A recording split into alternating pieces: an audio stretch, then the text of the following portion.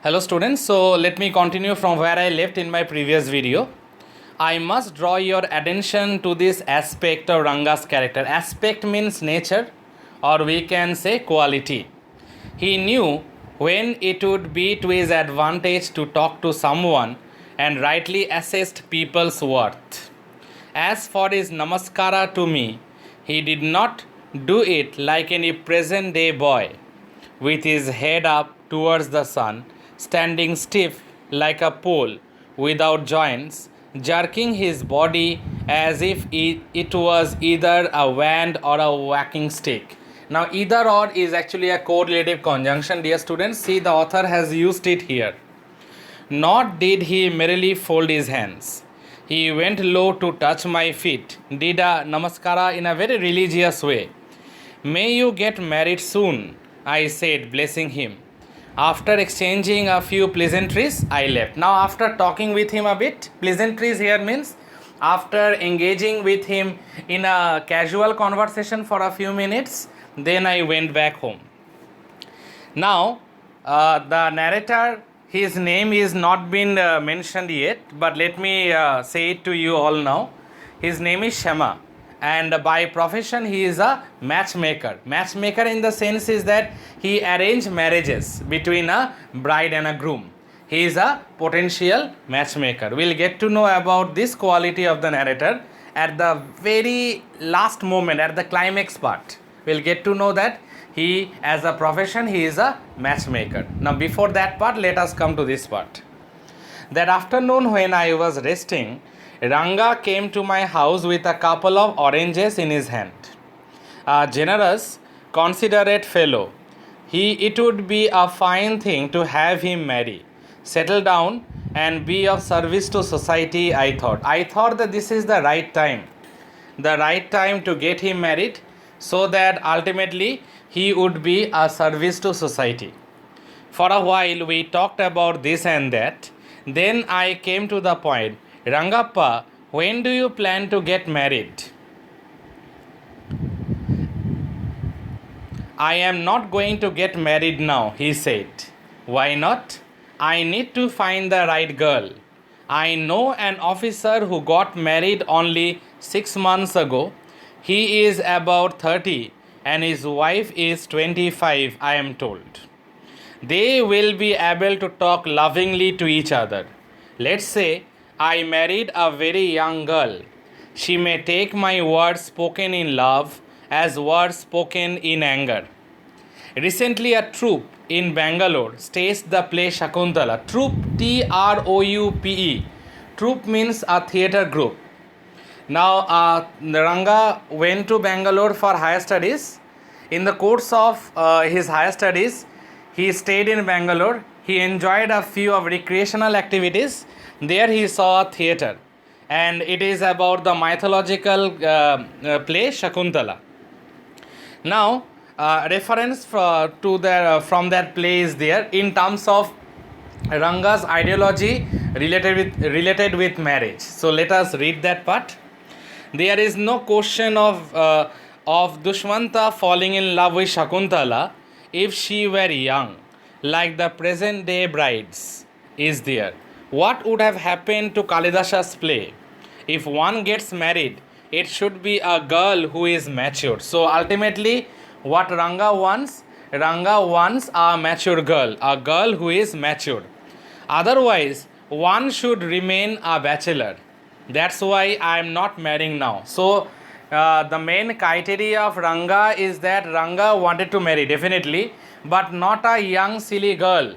Because a young silly girl might not differentiate between words spoken in anger and words spoken out of love. It is very difficult for a young girl to differentiate about that. So what Ranga wants? Ranga wants a mature girl. Just like the officer who was almost 30 married a woman who was 25. So their matching was perfect. And there would be compatibility among them. Ranga wanted that compatibility in his life also. Instead of marrying a silly young girl, he wanted to marry a mature girl. But this particular concept or ideology of Ranga will have a sea change, will have a metamorphic change when Ranga will witness Ratna. We'll come to that later. Let us continue. That's why I'm not marrying now. Is there any other reason? A man should marry a girl he admires. Now, Ranga's ideology about marriage, we are getting one more spark of that ideology, or one more criteria of that ideology. A man should marry a girl he admires. What we have now are arranged marriages. Now, Ranga is saying that what we have now are all arranged marriages. How can one admire a girl with milk stains on one side of her face and wetness on the other, or so young that she doesn't even know how to bite her fingers? Now, if she is so young, if she doesn't know how to bite her fingers, what is the use of that marriage? Oh, that means what Ranga was trying to say, according to the narrator, that one girl is a neem fruit and the other is a bitter gourd. Exactly, Ranga said, laughing. I was distressed that the boy who I thought would make a good husband had decided to remain a bachelor. After chatting for a little longer, Ranga left. I made up my mind then and there that I would get him married. Now it becomes a sort of a prestige issue for the narrator, who as a profession was a matchmaker, that now I will somehow by hook or by crook will arrange the marriage of Ranga as soon as possible. Ramarao's niece, a pretty girl of 11, had come to stay with him. She was from a big town, so she knew how to play the veena and the harmonium. She also had a sweet voice. Both her parents had died and her uncle had brought her home. Now, these are the information related to another major character, that is Ratna. Ranga was just the boy for her and she the most suitable bride for him. Now, Ranga was exactly the perfect match for Ratna, and Ratna was exactly the perfect bride for Ranga. So, let's continue.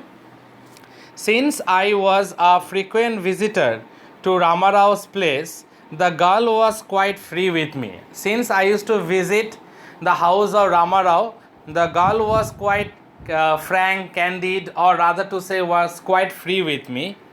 I completely forget to mention her name. I already told you all, dear students, the name of the girl was Ratna. Ratna it was. The very next morning, I went to their house and told Ramarao's wife, I will send some buttermilk for you. Ask Ratna to fetch it. I will send some buttermilk.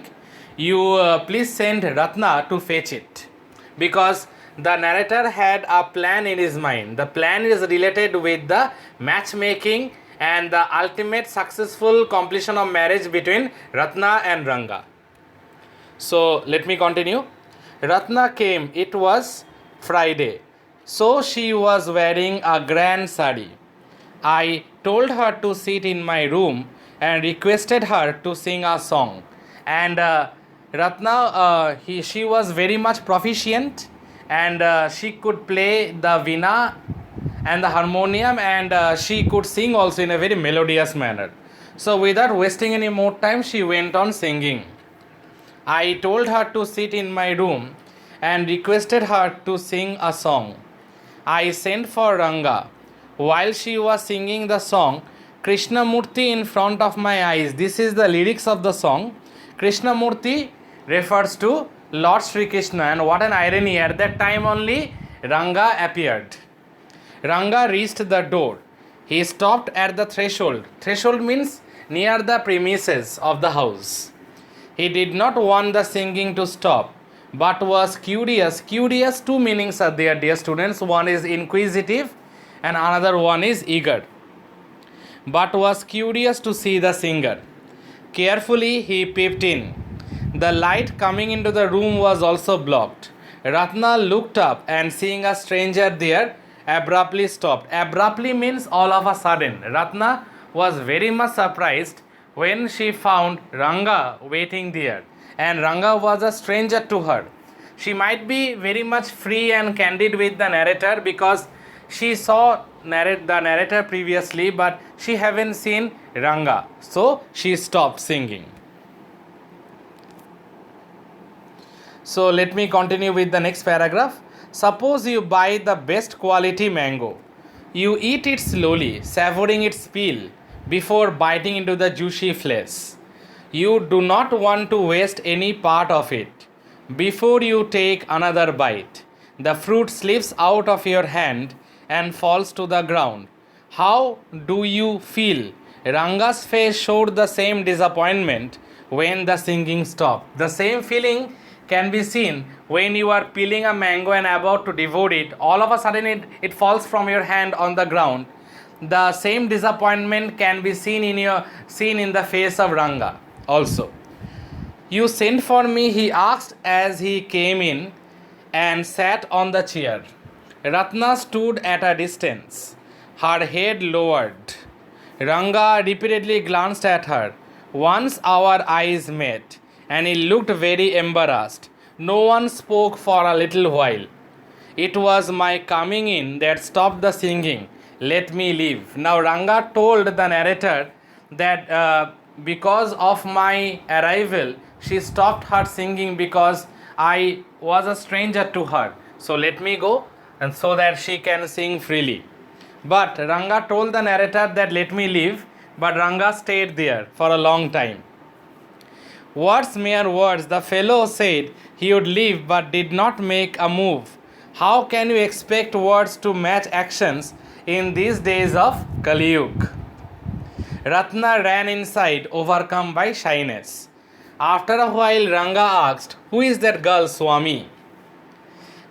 Who's that inside? The lion wanted to know. Now, this is a very ironical statement. Let me read this statement first, then I will clarify to you all. The he-goat who had taken shelter in the temple replied, "Does it matter who I am?